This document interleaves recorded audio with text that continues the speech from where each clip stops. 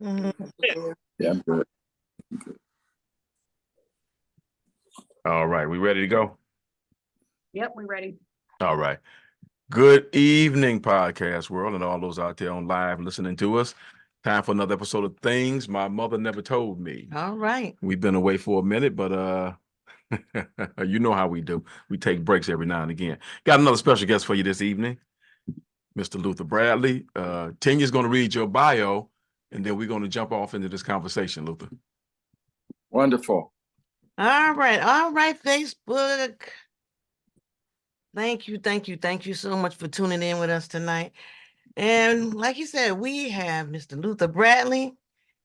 Mr. Luther Bradley in 1978. Luther Bradley was drafted to the Detroit Lions NFL as their #1 draft pick.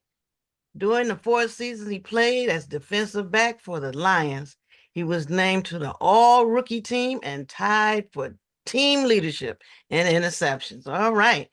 In 1983, he was recruited to the new United States Football League, USFL, by the infamous coach, the late George Allen. While in the USFL, Luther achieved a professional football record of 6 interceptions in 1 game. Bravo. Luther was named all USFL on 3 separate occasions and was second in the league in interceptions during a season. He was a 2-time All-American defensive back for Notre Dame. He holds the career record for interceptions at Notre Dame and played on 2 national championship teams while there in 1975 and 1977. He graduated with a degree in finance. He was honored to receive the 2018 Inspiration Award for the Newt Rockne Memorial Society for his work with disadvantaged youth and serving others in the community. He worked as a licensed stockbroker with Merrill Lynch in New York City. He was a radio sports announcer for Notre Dame College games. He also was a territory manager for Herman Miller, Inc. He recently retired as a senior marketing relations representative for Blue Cross and Blue Shield of Michigan after 28 years of service. My goodness. He presently works as a consultant assistant with marketing and labor relations, which he specialized in while at Blue Cross. He is a board member of the National Office of Youth for Christ International, board chairman for the local Detroit chapter of Youth for Christ, and trustee at New Prospect Missionary Baptist Church in Detroit. Additionally, Luther Bradley is affiliated with the Detroit chapter of the National Football League Alumni Association. His volunteer services include working with Big Brother Detroit and speaking locally and regionally. What a career. What a career, and still going. Welcome. Thank you very much. You said I tried to make my mama proud, man. Yes, you did. I'm telling you. I think you did. And us too. Yeah. I'm glad we were able to snag you. Right. So what I'm going to do, Luther, we're going to jump out and ask you a couple questions. Because you grew up in South Carolina, was it? Yeah, I actually grew up in South Carolina. I was born and raised in South Carolina, and then moved to Indiana when I was in like 9th grade. Okay. And then from 9th grade on, stayed in Indiana until I went to college at Notre Dame. All right. Oh, okay. Yeah, I remember them college years. Yeah. Yeah, we ain't like the school, but you was there, so we was good with it. Well, you know what's interesting is that when I was there, I didn't. When I was getting recruited there, I didn't like Notre Dame as well. But I went there on a recruiting trip, and the coach kind of convinced me that this is the place you're gonna win, with us, or you're gonna lose playing against us, is what the guy said. Because I wanted to go to Purdue University, and he's like, "You're not gonna win, and not gonna beat us. So you just want to join us." So I ended up going there and loving the place. Obviously, I played on 2 national championship teams and had a great career. Loved the place, man. Had a great career, and ended up getting drafted from the Lions after that. All right. Mm-hmm. Great. And so since we a few days away from the Super Bowl, let's talk about that just a little bit. Then we get into some other stuff. We timed this interview hoping that the Lions was going to pull it off. Oh man, I'm telling you.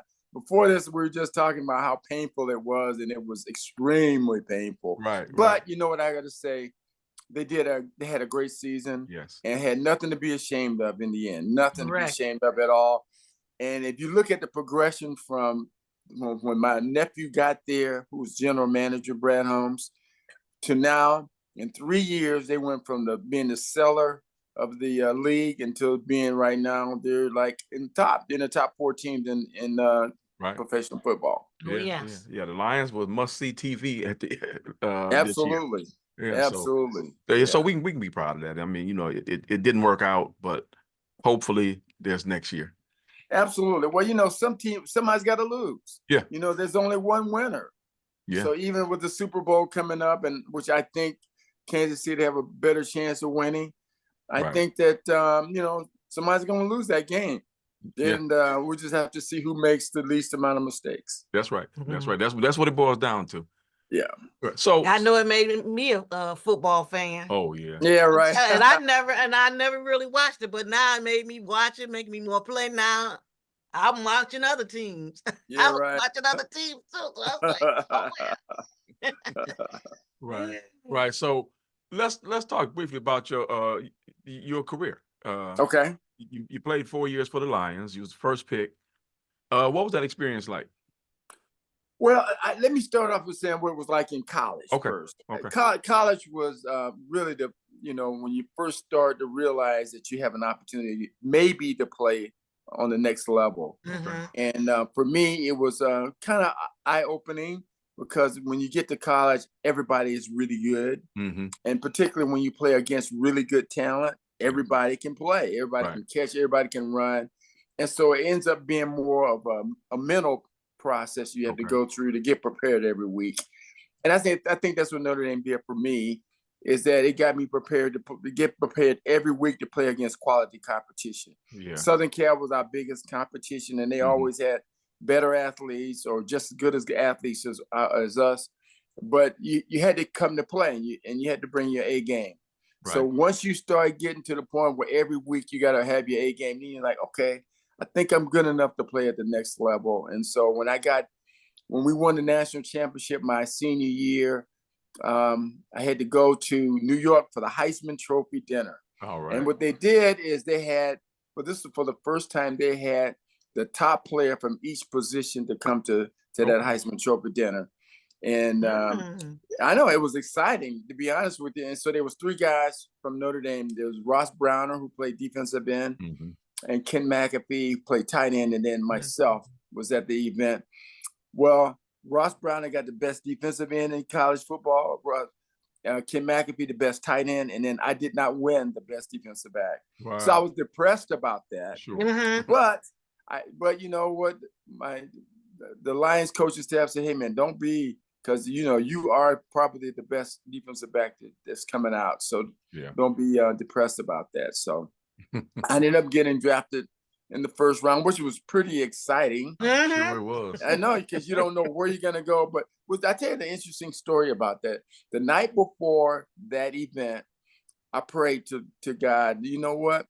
I like to get drafted by a place I can meet my wife. There you go. And when I got there, didn't know whether she was gonna be there or not, but after about a month or so, I finally met old Sylvia, and the rest is history. That's right. What a thing to ask for. I know. I didn't ask for, what team. I just said, bring me my wife. That's right. That's right. Forget all that other stuff. Yeah. That is amazing. Give me something that's going to last. Yeah, you know. Absolutely. Absolutely. Yeah. So,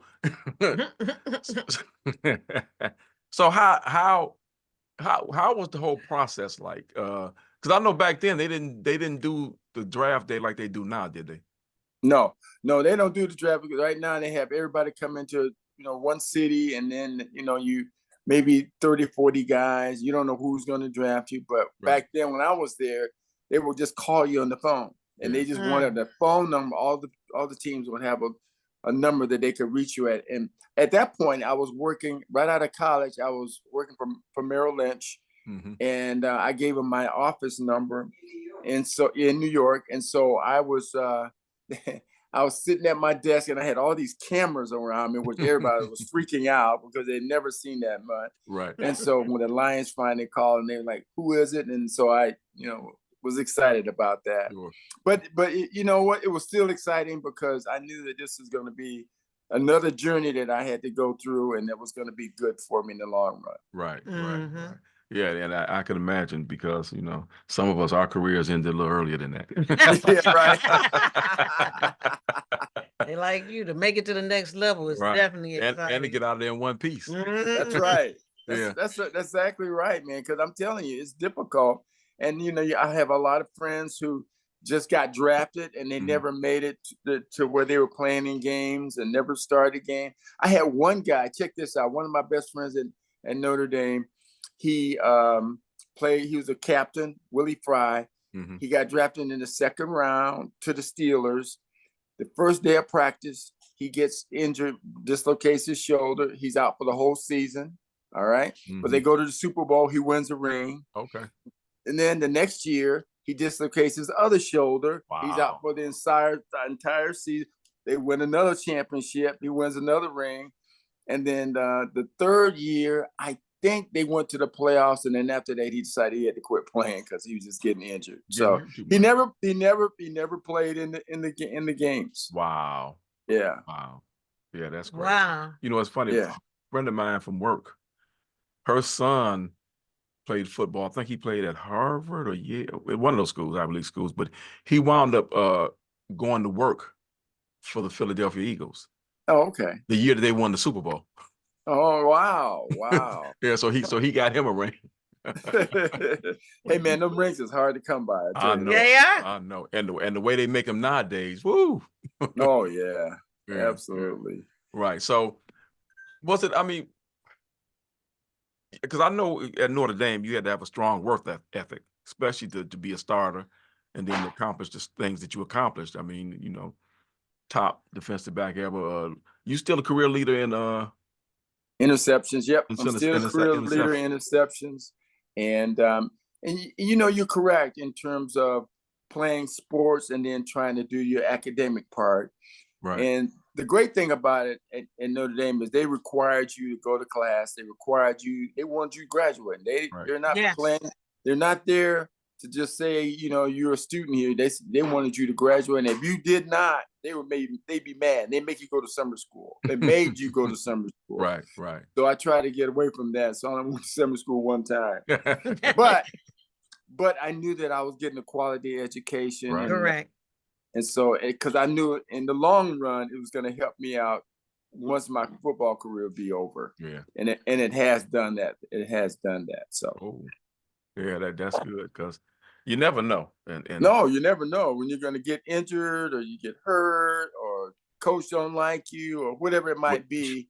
It's a bunch of reasons. Trajectory. Oh yeah, a bunch of reasons why your trajectory changes. Yeah. And that's why I say it's good, that you made it out. You played your career. You played in the USFL a few years, and you made it out in one piece because there are too many horror stories about folks that limping, got to walk with a cane the rest of their life. The whole Absolutely thing. So that's great. Oh, yeah. Yeah, one of the guys I played with, Earl Campbell. In my class, and I saw him on TV after his career, and he had a cane. Yeah. He was walking around with a cane, could hardly make it to the middle of the field for an interview. And I said, I'm blessed, man. The Lord has really blessed me and has really taken good care of me. And so, yeah, I'm thankful. Right. Because Earl Campbell, when he retired, it wasn't too many years after he retired that he was walking with that cane, correct? Yeah. It was about a year or so later. Yeah. Walking with the cane. It happens. Yeah. Yes, it does. Well, especially the way he ran the football. Right. That's right. He didn't run out of bounds. No. He didn't try to avoid people. He tried to run over you. Run over people. Yeah. Yeah. You can make some good stuff happen, but your career is not going to be long as a running back. Not going to last very that. long. You're right. Wow. So that's great. So I see in 2018 you got the Inspiration Award from Nuke Rockland Memorial Society. How was that? Yeah, it was kind of interesting. They wanted to, for Notre Dame, they have guys who are doing things outside of sports. Okay. And they called me and asked me, you know, what are you doing? And I told them, because when I was working with Blue Cross, we did a lot of stuff with what was it called? Oh man, I forgot now. Anyway, kids, inner city kids. Right. And so that was the main thing that I did. And then I got involved with Youth for Christ on a local basis, Okay. which we have. I was ended up being on the board at that point. And we had an office in Detroit, and then we have one now in Madison Heights. So we've got two. Okay. But it's an international organization. We've got about 250 Youth for Christ across the country. Okay. There's about 5 in the state of Michigan, one in Lansing, one in Port Huron, and then one in Grand Rapids. Wow. Okay. And so I'm also a part of that national board. And what we do is that we typically have a facility that's across the street from a high school or elementary school. Okay. And then it gives those kids easy access to come over, shoot pool, play games, a place that they can kind of hang out after school. But the main thing is that we're teaching them about Jesus Christ. All right. I was wondering how you did the recruitment. Yes. Yeah, we introduce them to Jesus Christ while they're there. And so that's how the catch is, hey, you know, you can come over here and hang out. But the other part of it is that we want you to know about Jesus Christ. And then we take them on camping trips and we take them on all of these other kinds of events just to make sure it's ingrained in them. Yeah. And from then on, they can use that and take it on with them. Right. So I was at the Youth for Christ site, and what's the ages 11 to 19? What is it? Yeah, 11 to 18. 11 to 18 is the kids that we furnish. Yeah, that adolescence ain't no joke. Excuse me? The adolescence ain't no joke. You need. Oh, it isn't. It isn't. Yeah. You know, they're hard. They're hard, but it's easier when they've got their buddies coming over there with them. And so we try to make it easy for them.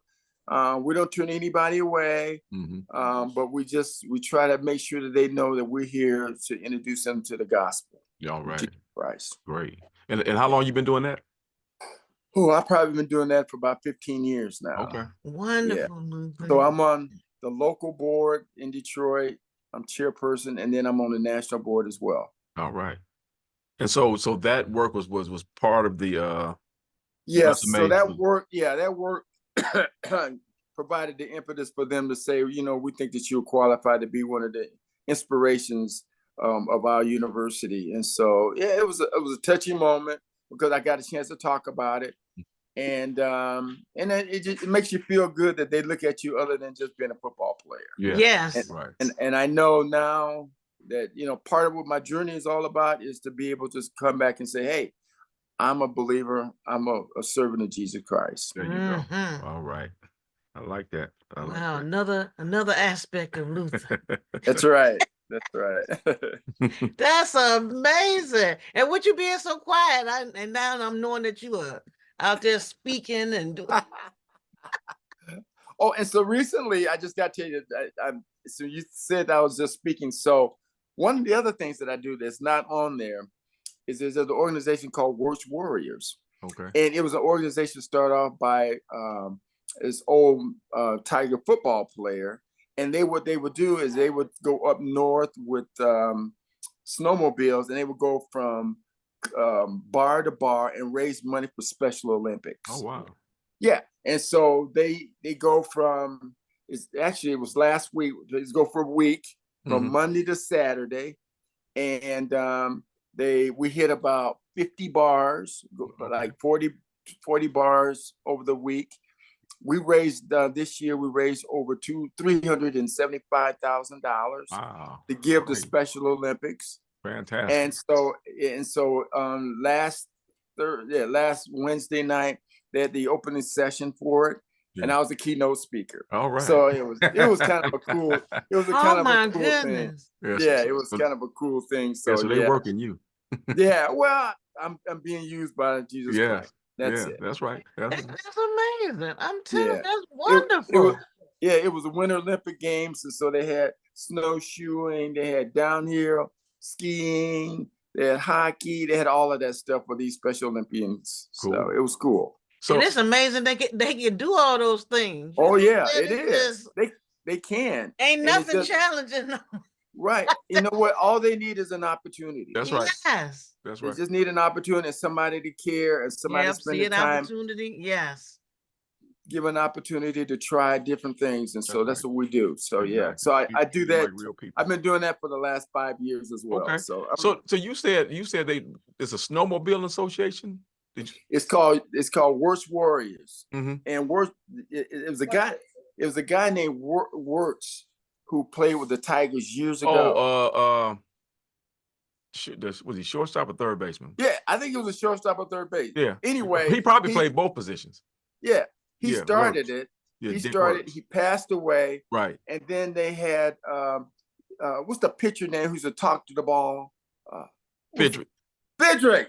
Yeah, Bird Mark Fidrick the kind of Bird. started. He kind of kept doing it in his honor, Yeah. and he was the face of the team. So he did what I do now. I just go and I do all the talks and the presentation, and then Bird Fidrick, he passed He away a passed couple away, years yeah. ago. Right. He passed away a couple years, and then since then I've taken over and I've done that role. Sweet. So Yeah. Wow. does that mean you ride snowmobiles?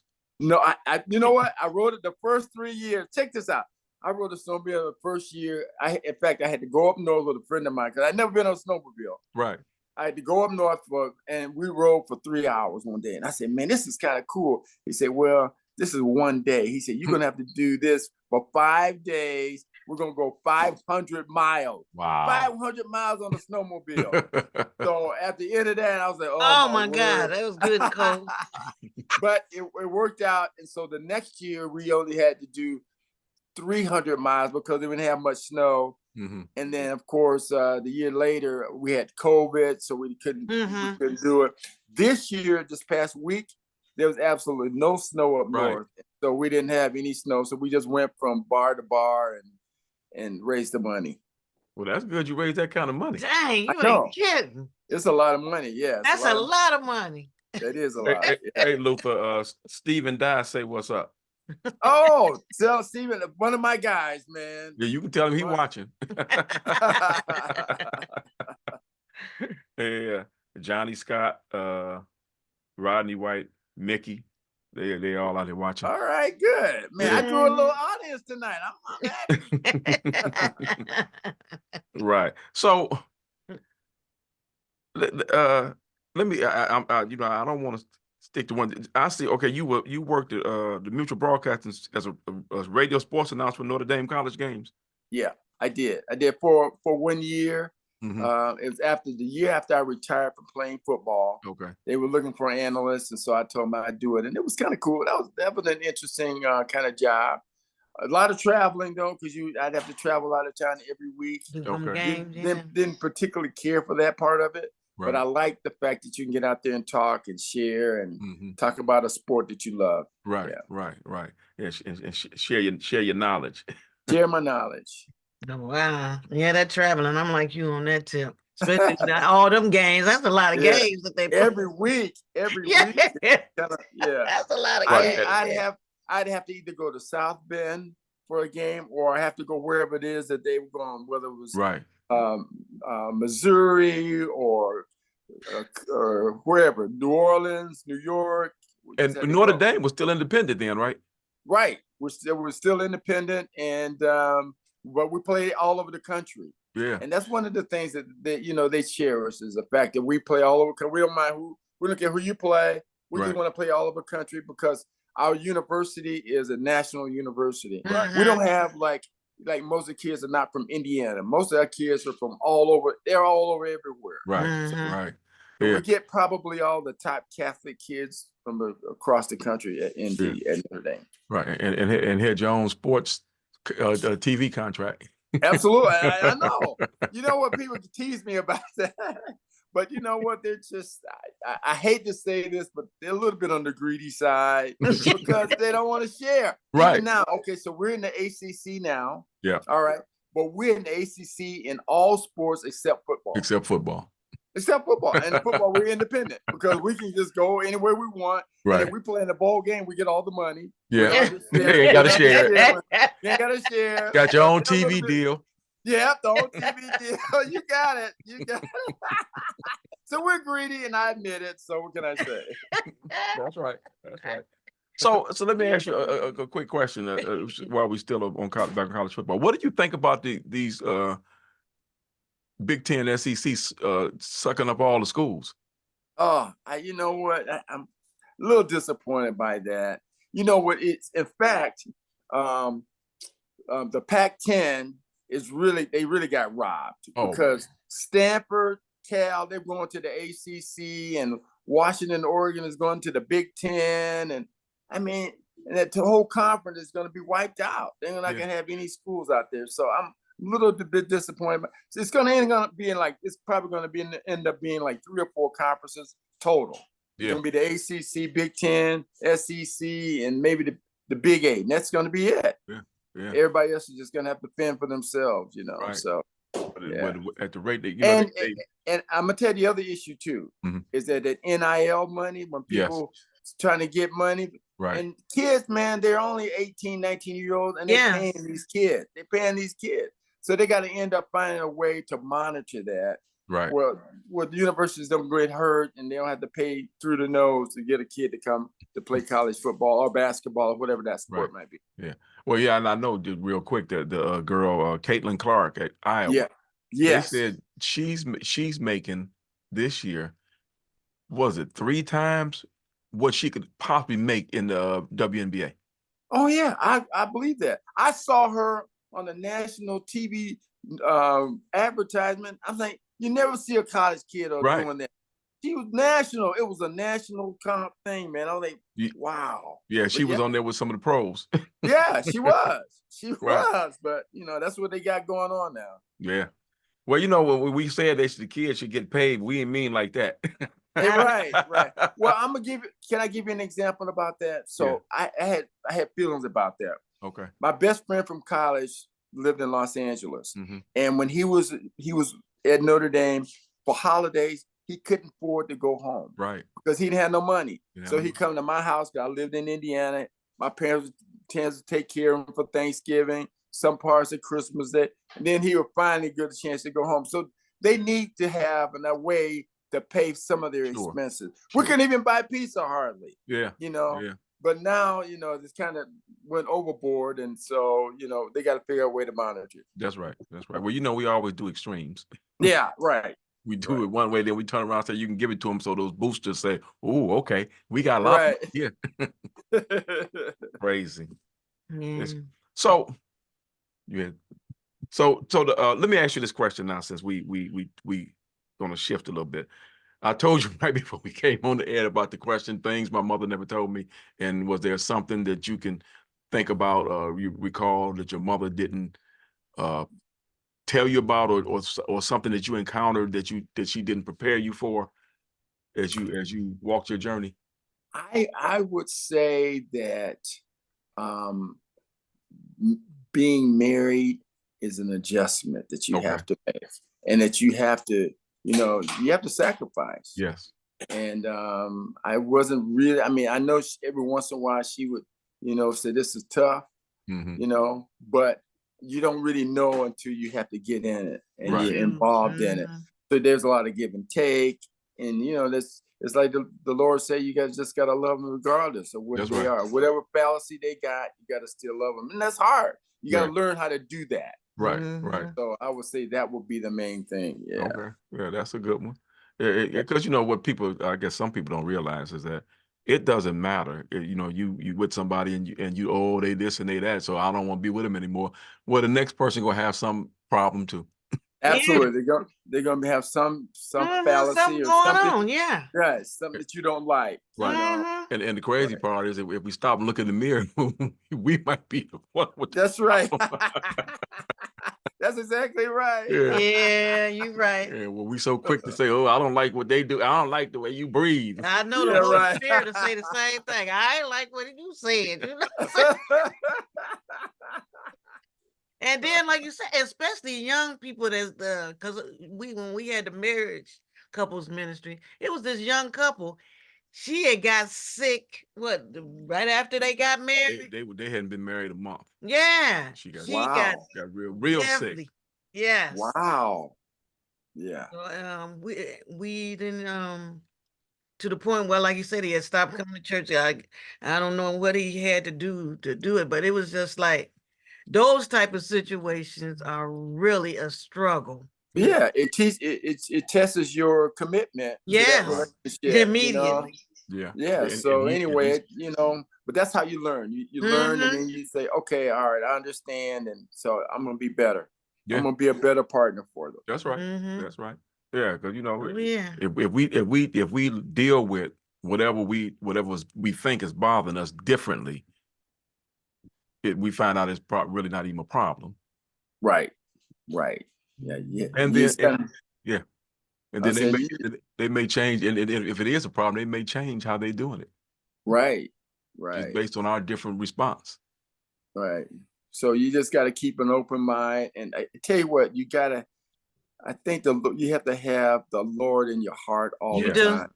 You got to have it, and so He'll teach you how to, you know, to understand how to deal with that. Yes. You know? Yeah, he will.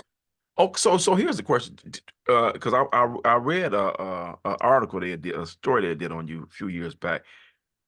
Were you got married while you were still playing, right? yes, I did. Yeah. How was that? It was kind of interesting. It was I thought it was pretty good. I shouldn't really tell you the story how I met her, but I think I should or not. Go ahead and tell us. All right. We won't tell nobody. I mean, since you prayed for it, can't be too bad. I know that's exactly right. That's exactly right. Anyway, when I first got to Detroit, and I went to go get a stereo to buy one, and so this friend of mine said, "I know a guy who can help you find the stereo." So anyway, I go to the stereo place, and when a really cute lady walked in, I was hitting on her, and the guy who I was here to see about the stereo said, "Oh, that's my lady." And I said, "Oh, okay, I'm sorry," but he says, maybe I can introduce you to someone. And I said, okay, all right. So anyway, we forgot about it. I bought the stereo. A week later, the stereo, started to have problems. And so when I had problems with the stereo, I called the guy up and I said, hey, I'm having a problem with the stereo. I need to bring it in. He said, okay, no problem. You can swap it out. I said, but you said you could have somebody I can meet. And I was like, he's like, okay, I'm going to give you her number, but you just got to be a nice guy. So anyway, I called Sylvia up, and we talked for like 3 hours. And then we had planned on meeting the next weekend. And so in the interim, this was the interesting part. In the interim, I'm watching television, and I see Carmen Harlan. You remember Carmen Harlan? Yeah. Oh yeah. I see Carmen Harlan on TV, and I call her on the phone. I pick up the phone, and I just call her. And they said she's on the air. And I say, I see she's on the air. I said, I'll wait. So I put the phone down. I waited for like 45 minutes. And finally she gets on the phone, and I introduced myself. And so she's like, okay, we can meet maybe next Tuesday. And I said, okay, all right. That's all I want, just to get a chance to meet you, have lunch with you. Right. Well, on that Saturday night, I met Sly. I had never seen her before. I didn't know. So I invited a buddy of mine over. And I said, look, man, I don't know who she is, what she looks like, or nothing. You got to just come over, and then, if we don't hit it off, then, Right. you're my date for the night. So Sly knocks on the door, open the door, and I tell my buddy, you out. You get out of here. Now I see why you didn't want to tell that story. That's right. So anyway, that's the end of, and I never called Carmen Harlan back. I'm embarrassed to say that, but I didn't call her back. But I knew that she was the one, so that was it.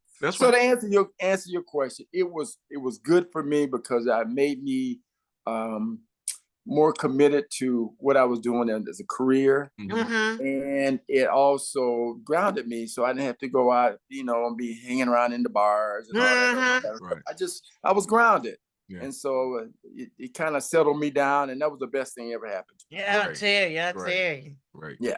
See, that's a good story. Yeah, it is a good story. It is a good story. And how long y'all been married now?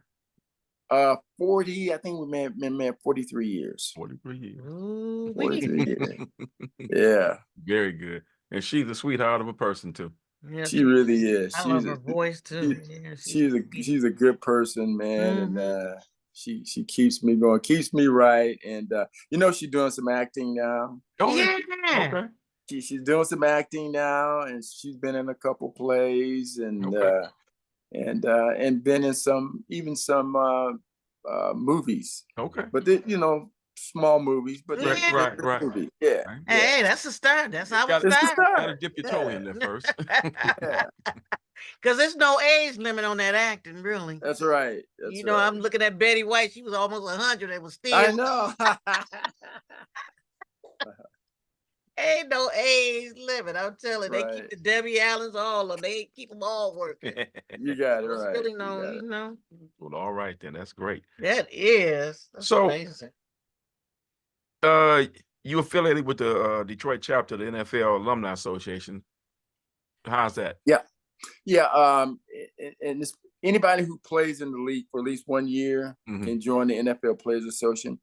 But one of the things that I'm doing that's in addition to that, which is I think is more exciting, is that there's a group of 12 of us who are peer-to-peer captains. Okay. And what we do is that there's about 800 over the last, I don't know, 50 years. There's been about 800 Detroit Lions football players. Wow. And they divide up these 800, and we all get like 80 players, and we call them up. And we say, how are you doing? Are you doing okay? Do you have any issues that you need to resolve? And then we have all these clinicians behind us. Wow. And we've taken this from the military, the Army. The Army does this from those guys who coming in from Iraq and Iran, because they have Right. sometimes these guys have a hard time coping with life because they're Mhm. shooting up people, killing people, and they're That's right. seeing a whole bunch of bad stuff, and they're having a hard time just coping when they get over here because they can't do those things when they come in our culture. So Right. anyway, so we do that for them, and it's a wonderful experience because now these guys who are having some issues, whether they're marital issues or financial issues, that we got help for them. Okay. And it's kind of an exciting part of what my journey is. So Yeah. I mean, I'm one of the captains, and Okay. so I'm having fun. Right. You see, that's something I didn't know about. I mean, I know that Yeah, they were trying to do we've some we've things. been doing it. We've been doing this for about 5 or 6 years Okay. now, and actually, we're the only team in the NFL is doing it because Wow. they pay us a little bit of a stipend, which is not very much. Mhm. But the other teams are interested in doing the same thing, but they just haven't made the commitment Right. yet. I think the Bears are close, and so are the Oakland Raiders, or the Raiders from Wherever they are. Yeah, where they're at, Vegas yeah. now. Vegas. Yeah, now. the Vegas Raiders. Yeah, they're getting close to trying to implement the same program. So Right. yeah. Well, I So would it's think nice. that. Yeah, I would think that the National Players Association would mandate that. Well, they're looking at it. They are Yeah. looking at it. So we're here to help them walk through this process, to tell them, because we've gone through all of it. We've gone through people saying, we don't want you calling me. Oh, I don't need you, and all. We've gone through all of that. Right. And so most of those guys will say, you know what, it's nice to hear a positive voice. Sure. Because so the problem is that once these guys get cut, they're cut. They're gone. Mhm. And so we're one of these people say, you know what, it's okay. We've been there before. We know how that transition is. How's your transition going? And so we'll be able to help them through that process. Right. That's amazing. Right. Yeah, And, that's good. and unlike the other leagues, the NFL doesn't guarantee contracts unless you No, quarterback. they don't guarantee them. So yeah, so we think that we've got a nice little jewel that we put together here, and so we're excited about it. Yeah, yeah, that's great. Because I know, the mindset of a football player is a little bit different from everybody else. Yeah. It's a little bit different. So when you can't do that anymore, Right. that's a hard transition. It's a tough transition, man. You'll be amazed at how many guys are struggling, man. Because first of all, you got to deal with the financial part. The Yeah. second part is nobody don't recognize you no more. Exactly. Mhm. Then the third part is your body's looking all bad because you're out of shape. Yeah. And you got to go through all of those changes, Mhm. and then you got to find a career that's going to make you sustain Yeah, your they lifestyle, sustain you. Yeah. sustain you. So Mhm. you got a lot to deal with. So that Right. transition is tough. Right. It really is right. a tough thing. So Right. Now I'm finna ask you a crazy question. I probably shouldn't ask you this, but I got go to. ahead. Would you rather have been playing now Oh yeah. Oh yeah. I'm gonna put it in perspective for you. I have a nephew that my twin sister's son was an offensive tackle. He was the 19th player picked by the Rams, I don't know, 10 years ago. Okay. And his bonus was $10 million. My bonus was 200 grand. So are you kidding me? I would love to play now. I'm telling you. It's amazing. Ah, It's amazing how time what it does to and for us. yeah. Yeah, you're right. It The is revisions and amazing. the what's oh my goodness. Yeah, right. Right. Right. So so how many years total did you play? Played 4 years with the Lions, and I played 3 years in USFL. 3 in USFL. Okay, so you did 7. 7 years, yeah. Yeah. Well, there's a whole lot of folks don't make it nowhere near that. No. I had a great career. Walk away with non-injuries, Right. Right.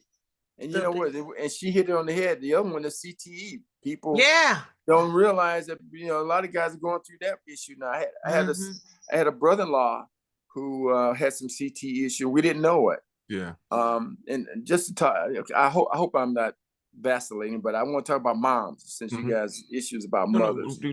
Let's just talk. Yeah. Okay, so my brother-in-law was older than me, played for the Steelers. He's an offensive guard. Him and my sister kind of they separate ways after about 4 or 5 years, and they couldn't relate to each other anymore. Yeah. And so they ended up getting separated. And he one day he writes this really caustic letter to the family, and he says them really nasty things about me, my sisters, my brothers, all of us. My dad, and so my dad was so angry. He said, "I hope you come down," because he said in the letter he says to my dad, my father, he says, he says, I should come down to South Carolina and beat your butt. And my dad was like, hurry up and come down here, and I'm just going to shoot you. I'm just going to shoot you. I'm not going to go to jail because I've never been in jail before. Everybody's going to know you're here to harm me. That's right. But you know what my mom said? My mom said, don't do that. Love him just like you're supposed to love him, like any other son. We don't know what's wrong with him. All we know is that we're supposed to love him. And she's the only one who said to do that. And when he passed away, we found out he had CTE. And nobody knew it. Nobody knew it. But my mom was the only one that gave him the benefit of the doubt. So you guys are on the right track about mothers. Yeah. Mothers kind of got an idea about what's going on. Sometimes better than men do. Right. You gotta have a calm head in the room. And like you say, it starts somewhere, you know what I'm saying? Right. If they not acting out of the ordinary, you be like, you gotta love us regardless, get you some gotta love them. all that kind of stuff.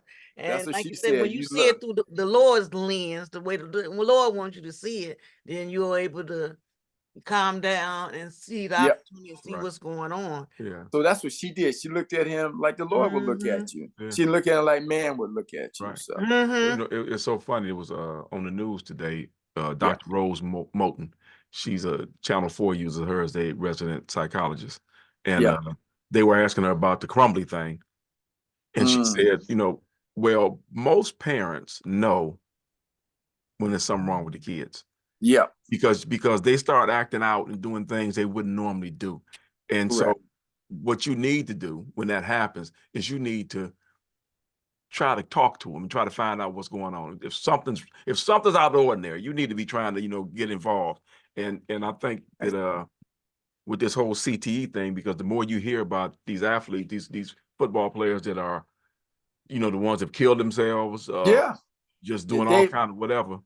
Dave Durson, Dave Durson went to Notre Dame, and he was I went to the same high school I went to. Okay. He killed himself. Yes. But he shot himself in the heart. Yeah. And he wrote himself a note, and he said, "Hey, something's wrong with me. I don't know what's wrong. All I know is that something's wrong. I want you guys to take a look at my brain and see what's wrong." And he had CTE as well. Right. And how old was he when he killed himself? He was I think he was in his late 30s. Yeah, he was young. Yeah, in late 30s. Yeah, and everybody like, whoa, wait a minute now. But see, the good thing is he had enough sense to know that, I mean, he didn't want to be here no more, but he need to leave, not do anything, because he knew something was wrong going on in his mind. Right. Not harm that, so they Right. can examine it. Absolutely. Absolutely. He thought it through. Yeah. And it was the best thing he did, man. Because then they found out that, yeah, okay. Right. Because what he did out of the ordinary, just to let you know, he was on Notre Dame Board of Trustees. Mm-hmm. And they had a meeting in South Bend on campus at the hotel. They have a hotel on campus. And he had pushed his wife outside of the hotel room, Mm-hmm. in her panties and underwear. Yeah. And it just, and so Yeah. people want to know what's going on. Why would you do something like that? Right. Right. But they didn't know. Nobody really knew why. All they knew was that something was wrong. All of a sudden, he started being abusive. Yeah, he started being Right. being abusive. Right. You're right. So yeah, I applaud you guys for that program, that Alumni Association program you have, because they need somebody that they can trust to talk. Yes, yeah, absolutely. And that's what we are. Yeah. That's what we're, a trusted comrade who have been there, knowing what they do, knowing they're going through, and that we're there to help them going through that process. Right. And so, like I said, we have these doctors in the background, clinicians, Mm-hmm. lawyers, everybody we can call up and say, please call this guy. He needs some help. Yeah. Do whatever you got to help him. Yeah. Nice. Well, that is amazing. Yeah. And I see you also work with Big Brother. Yeah, Big Brothers. Yeah. That was most of them during my time with Blue Cross. That was the name I couldn't remember, Blue Cross. But yeah, we were. I know, because we was in a lot of stuff, and I volunteered for a lot of stuff when I was there too. Yeah, all the programs and stuff. My child, all that. Right. We would see. I'd have a little son, and I would see. I guess we saw him like once every 2 weeks or so. Okay. Yeah. It was kind of cool. Right. Sound like you very, very busy. You know what, man? You cooler than I thought. I am just being used for the Lord. That's all. I know. Right. That's what we all want to. Yes. That's all to be used, and that's it. Man. Right. You still find the time to get on the golf course? Every once in a while, I do find the time to get out there, man. But I haven't been playing as much as I used to, because I had some eye issues. But this year, I'm gonna play a little bit more. Oh, okay. A lot more this year. Yeah. Yeah. Cool. Cool. That is amazing. Yeah. I'm gonna put this out there. We plan on doing the church golf thing again this year. Oh, okay. Make sure you include me on it, man. Yeah. I'm gonna make sure I keep calling you on it. So okay, there you go. Well, yeah, we're gonna figure out how we're gonna do it. We did 9 holes this past year. I think we're gonna do a full 18 next time. Oh, okay. You mean every Monday? What days y'all? No, not the league. Not the league. We still do the league. The league is still gonna be 9 holes, because we don't start to 5:30. You remember you used to play right. So remember at the end of the year we did a little golf event. Right. We called it the Unity outing for the church. Yeah.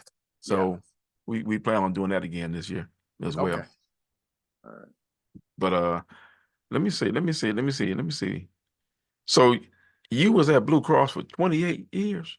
28 years, long time, man. And I was in a specialized unit. I was in the labor unit, where we catered specifically for all the labor unions across the state of Michigan. Oh, okay. There's probably, I don't know, I think the number is somewhere around 40 or 50 of them. And most people just think of UAW Teamsters, right? But there's teachers, professors, right out there. I mean, there's a ton of them, man, all over. So carpenters, and so we catered to all of them. Oh, that's fun. Made sure that they knew what benefits they needed to negotiate for when they went to their employer. Okay. And so that was my job, is to find out what their benefits were, what ones that you need to negotiate for, which ones you can say, we don't need that, you can do that. I would help them through that process. Wow. And so it was kind of exciting. So today I had such great relationships. So now I'm still working as a consultant to help them do that. Okay. Yeah. That is so amazing. I tell you, you keep God smiling. When we helping people like that, Yeah, we just, you definitely showing Christ to them. You know what I'm saying? That's what I'm hoping, man. I'm I hoping. know. Well, I'm hoping believe he's like, me, the Lord, he don't play with that. He I said know. that. When we helping people out. Well, I Yeah. just hope when I see him, he says, "Job well done." That's all Oh, I want him yeah. to say. Job Oh, well done. Lord, I better step up my game then.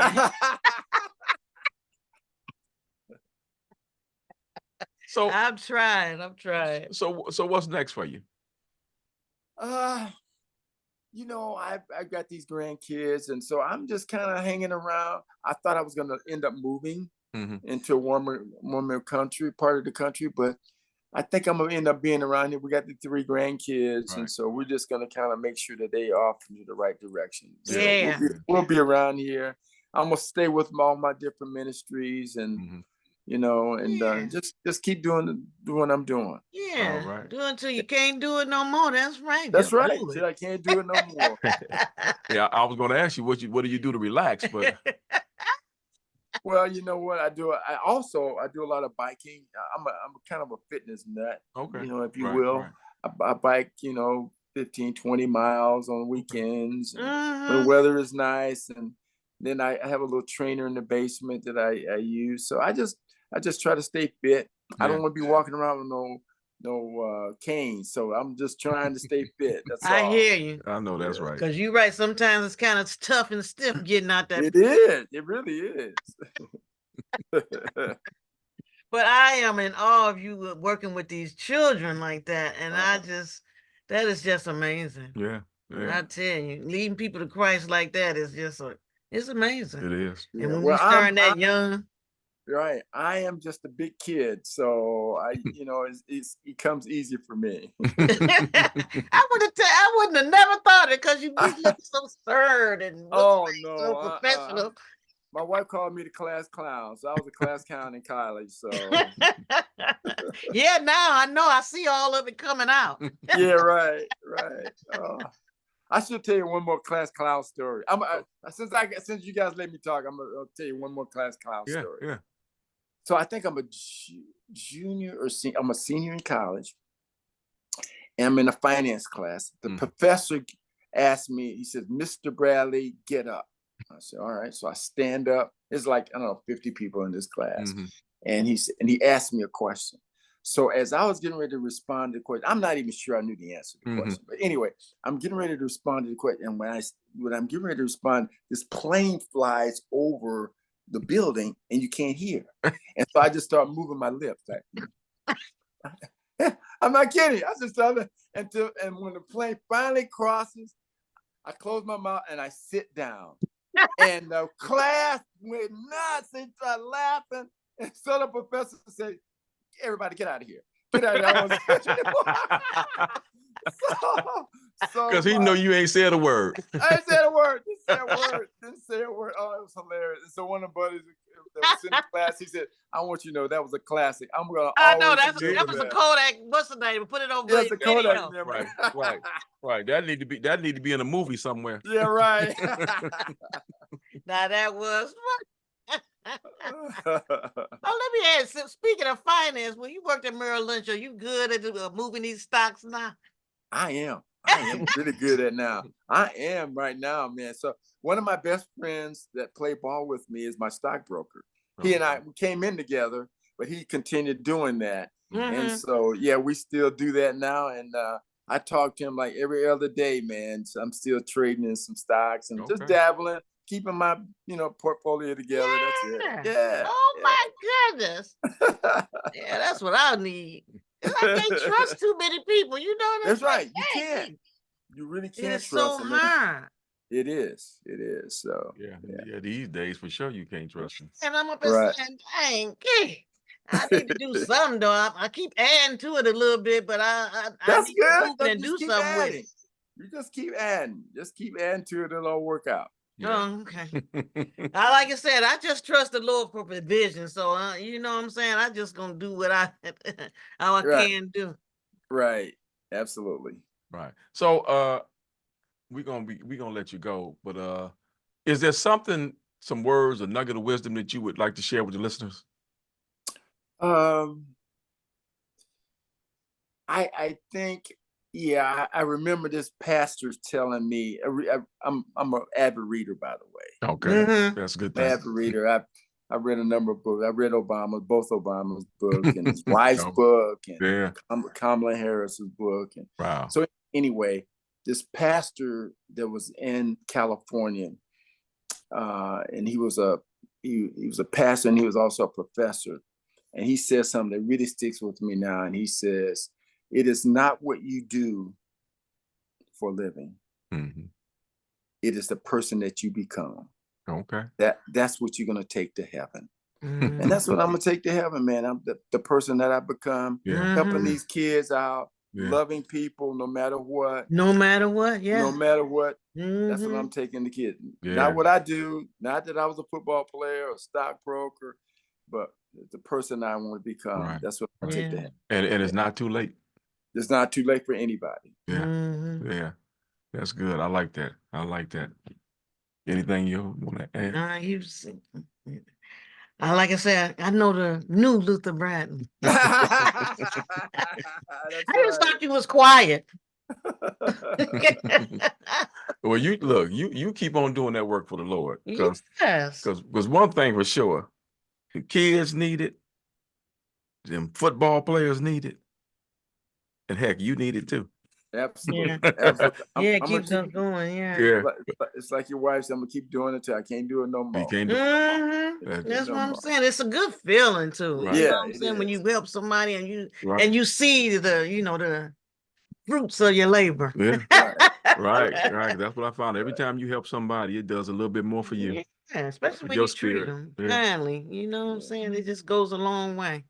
Yeah. You know? And God knows how many people you helped that you didn't even that wasn't That's even right. You don't even know you helped them. Yeah, that's right. That's right. Mm. Well, I Luther, remember. go ahead. I remember one kid. I was a senior in college, and I Mhm. was flying through Cleveland's airport, and this kid came up to me and asked me for my autograph, and I went on, signed his autograph, went on to New York. 10 years later, Mhm. I was walking on Notre Dame's campus, and this kid comes up to me. He said, "Do you remember me?" And I said, "I don't." He says, "You're the one. You signed my autograph in the Cleveland airport." I said, Wow. "I remember that." He said, "You inspired me to go to Notre Dame because Wow. you were nice enough to spend the time to do that." And Wow. that's what he was. And so Wow. you never know. You It never know. makes a difference. It does. I'm telling you, when you be kind, it goes Yeah. a long way. And you know what? I thought of something. What was it like being at Notre Dame Oh, outside of football? yeah, it was.